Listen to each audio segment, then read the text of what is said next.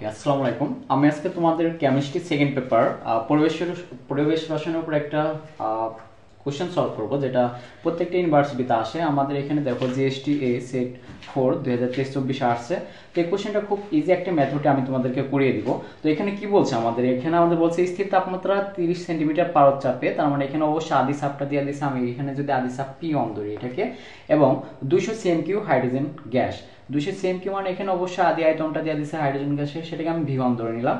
এবং পরবর্তীতে কি বলছে 40 সেন্টিমিটার পারদ চাপে 300 সিএমকিউ নাইট্রোজেন গ্যাস। তার মানে অবশ্যই এখানে নাইট্রোজেনের আদি চাপ সেটাকে আমি পি2 ধরলাম, এবং এটার আদি আয়তনকে আমি ভি2 ধরলাম। ওকে, তারপর কি বলছে আমাদের 400 সিএমকিউ আয়তনে শূন্য ফ্লাস্কে রাখা হলে, তার মানে এখানে অবশ্যই মোট আয়তন ভিটা দিয়ে দিছে, মিশ্রণের মোট চাপ। তাহলে আমরা সবাই জানি যে ডাল্টন আংশিক চাপ সূত্র বের করার জন্য মিশ্রণের মোট চাপ পিটা হয় P equals to P one V one plus P two V two বা মোট আয়তন দিয়ে দিচ্ছে ভি। তো পি1 এর মানটা কত?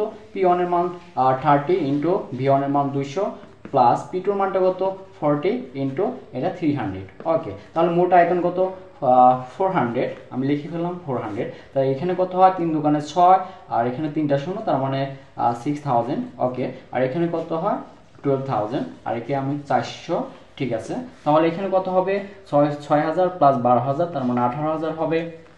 এখানে কত আছে? 400। ওকে, এটাকে তাহলে আমরা ক্যালকুলেটর ছাড়া কিভাবে ক্যালকুলেশন করব? যেহেতু এখন আমাদের ক্যালকুলেটর লাগে না, তাহলে কি হবে? শূন্য শূন্য আমি কেটে ফেললাম, শূন্য শূন্য কেটে ফেললাম, তার মানে 180 ভাগ কত?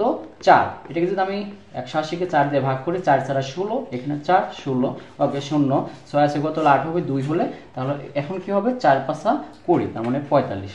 ওকে, তোমরা দেখবা অপশনে 45 আছে অবশ্যই। তাহলে অ্যান্সারটা কত হবে? মিশ্রণের মোট চাপ হবে 45 সেন্টিমিটার পারদ চাপ যেত।